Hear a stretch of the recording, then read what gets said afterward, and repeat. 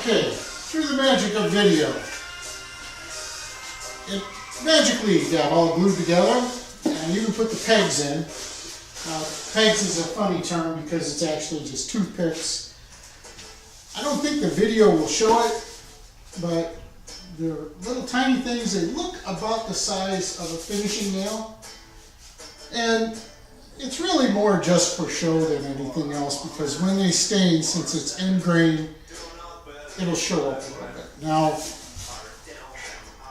funny thing with wood, when you're working with wood, you can measure and you can mark and you can remeasure and remark, but wood's kind of got a life of its own. And one of the problems you have when working with wood is that sometimes the wood is warped, and so things don't fit exactly as measured. Case in point, when I put this thing together, these two, the top and bottom pieces, were sticking up almost a 1/4 inch.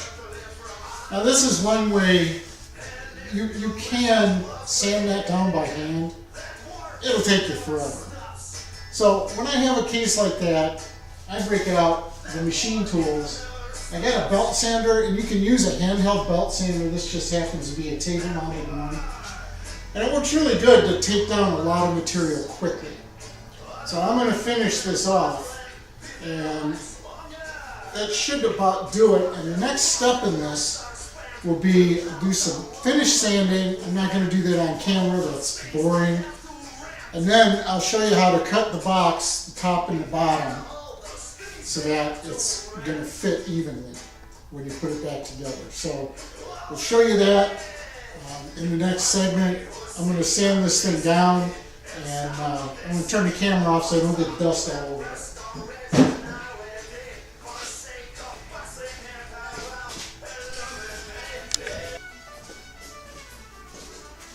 Okay, I've sanded the heck out of that thing. It's not finished sanded, but it's roughed in really good. There's a couple little edges I got to take care of. Now we're going to work on the table saw. I'm going to cut it into a top and a bottom. And this way, the way I built it, you're guaranteed that the top half is going to fit the bottom half, because it's all one big box. Now before I do that, safety first, table saw is unplugged. Now, I took my combination square, because I was cutting doubles yesterday, and I set this up so that I re-squared the blade on the table saw so that it's perpendicular to the table. That way I'll get a good straight cut, and it won't break out. Now, the next piece is, I'm going to cut, I want the bottom half of the case to be 3¼ inches from the bottom to where it meets the top. So here's the case. I don't know if you can see it, but I labeled it top, so I know where to cut. And I set my combination square up at 3¼ inches. And what that does for me is that allows me to, it's got a good size for the top. The top piece is going to be about 1¼ inch. And it also allows me to miss all of the little micro dowels or toothpicks that I put in here as decoration. So I'm going to set up the table saw. Let's see if that'll stand up. Hey, look at that. I'll set the table saw up at that 3¼ inches from the inside of the blade. And it's basically, I'm going to rip this. So blade here.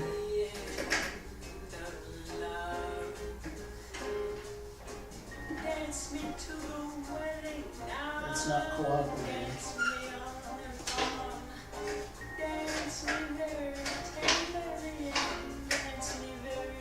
Okay, here we go. Alright, we're set up just about exactly 3¼ inch for the rip fence. So I'm going to break my rule. And that rule is no cutting when the camera's on. But in this case, I want you to see a couple of things. Number one, remember I put those the 3/4 inch plywood spacers inside the case. Now that worked really good to help me secure everything as I glued it all together. The other thing that did for me is when I cut it apart, when I make the last cut, it won't flop together and mess up the edge on either the top or the bottom piece. Now notice my saw is still unplugged. I'm going to drop this down to, I'm just eyeballing it here, about 3/8 of an inch, maybe a 1/2 inch. I'm not really concerned about breaking out through the wood because I am ripping. Alright, now we're plugged in and we're energized here. And this is my top, the bottom is the big piece. And I'm going to make the small cuts first because they're the most difficult. Now the cool thing about this, safety-wise, since I have those spacers in, I can grab it up here and my hands are nowhere near the blade. The dangerous part about this is that in order to cut this, you have to take the safety equipment off of the table saw. You can't cut it with that safety guard, the blade guard on, because it just gets in the way. So just be very careful when you do this and keep an eye on making sure that you're flush up against your rip fence as you make your cuts.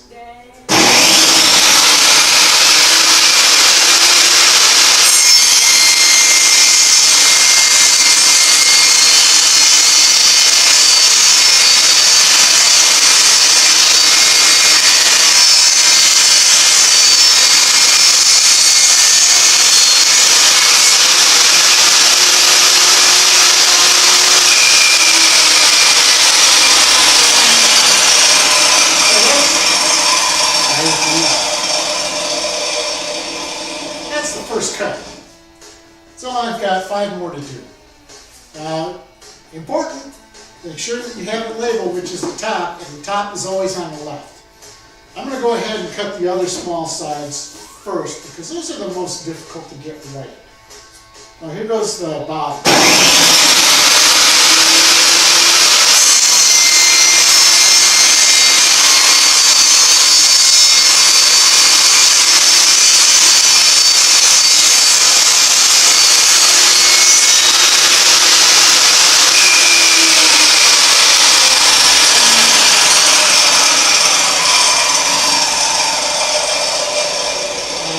Bottom and top. Oh, one thing I didn't tell you, before I glued this all together, I went in and on the top side of those braces, I used a razor blade knife or an X-Acto knife, and I cut through the glue so that I'll be able to pull this apart once I get the 2 halves cut. I might still have to pry it a little bit, but it should come apart without too much mess.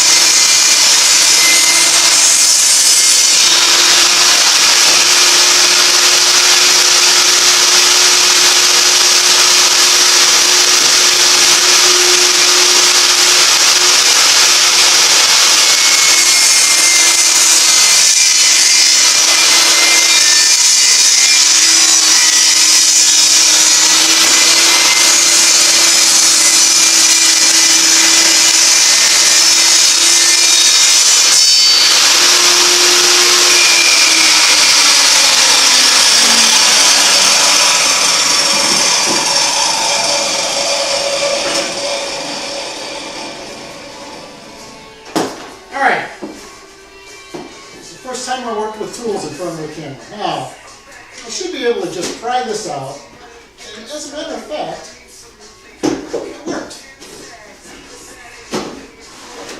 here's my top, and here's my bottom, and here's my supports inside that enable me to do it that way. Now, another cool thing about what I just did was I have one of these supports I'm going to use, for lack of a better term, as a neck brace, which will hold up the neck of the ukulele. I think it's probably going to be this one. And the way I cut the case, it actually scored the sides of this. So that will tell me exactly where I need to rip it.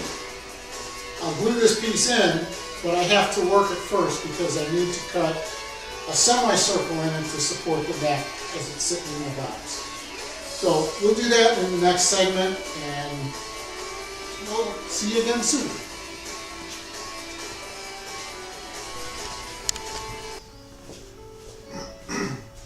Okay, getting down to the end here. We've got our box, it's cut into 2 half pieces. This is the bottom, and this is the instrument. Now, take a close look at this. It fits all the way down in there and then some. And you can think about it, you've got another inch, probably another inch on top of it, which is okay because we're going to fill this, we're going to put padding in it. But since it's a custom case, there's something I need to point out. The way this instrument is situated or set up is it actually does not sit flat.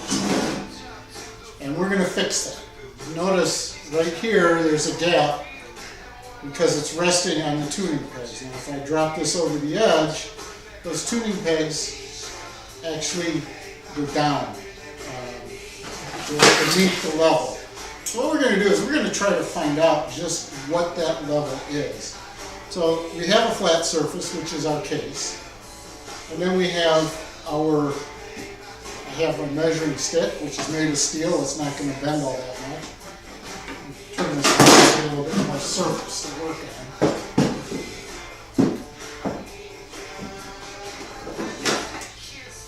Take my measuring stick and put it up here on the same flat surface. Then we're going to measure, and this is the tricky part. Actually, the tricky part is finding my tape measure and all this mess. I should probably clean off my work tape. But I take my measure, and we're going to measure from the bottom to the bottom of the tuning peg. From the bottom of the measuring stick to the bottom of the tuning peg. And that's looking at right about 5/8 of an inch. So if I raise this up 5/8 of an inch from the bottom, I don't have anything that's 5/8 of an inch, but I do have some 3/4 inch stock. If I put that in there, this is roughly how the instrument will sit in the case.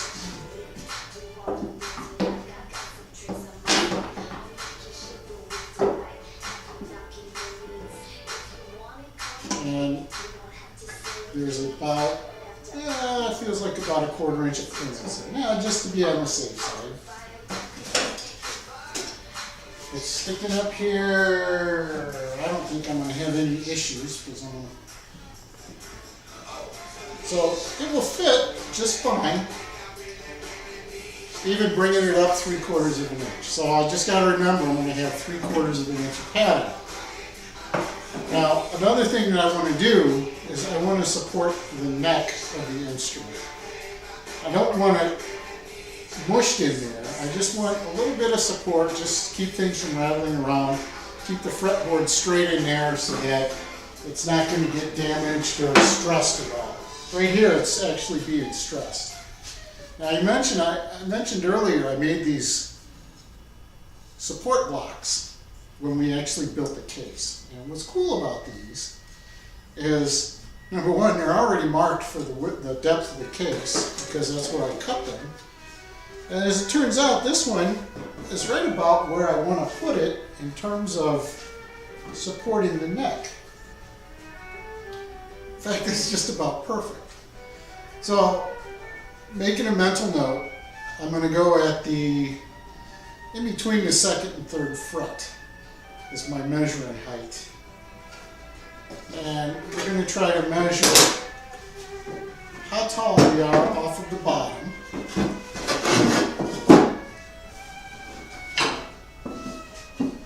This is where we get kind of tricky with building stuff here on the fly. Got glue all over this.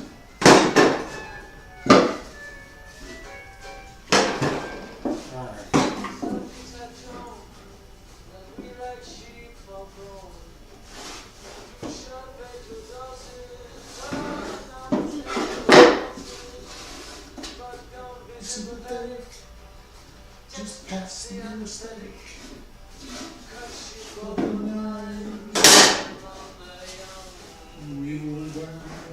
Alright, we got it here. Now, in between the second and third fret, I'm going to measure the bottom distance. So I got to crouch down here.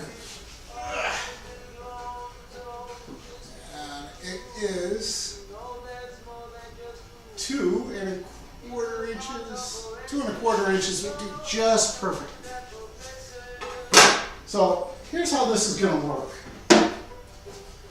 I'm going to take this piece, which actually happens to be the one that ends up between that second and third fret. First thing I'm going to do with it is I'm going to finish ripping it right where we cut our box. And I think the table saw's still set up, so all I got to do is raise the blade up. And I can rip that right off.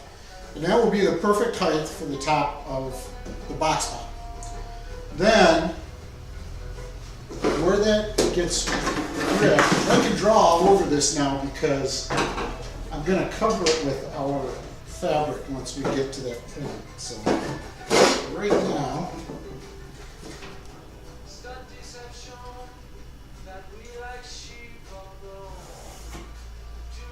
I said that was 2 1/4 inches off of the bottom. So if I go 2 1/4 inches, it's right here.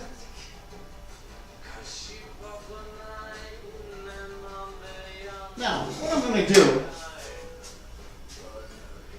I've got a hole saw, a 1 3/4 inch hole saw. So what I'll do is I will bore a 1 3/4 inch hole here, right in here, and then I'll slice it, and I'll have that horseshoe shape that will rest the neck of the instrument in. So let me get started on that, and when I get it done, I'll come back to you, and we'll see if it works out.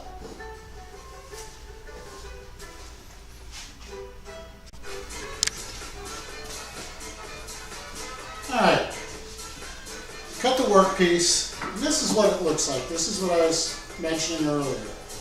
It just holds the neck of the instrument, and it was already pre-cut to fit in here. I just measured where it was going to lie. So the next step will be I'll actually glue that in place. Once I get that glued in place and the glue sets up, we can go ahead and start our finish sanding. A couple words on finish sanding is it's a pain in the butt. You work your butt off on it, and you get the things where you think it's smooth, and then you'll look at it close and you'll find a spot you missed.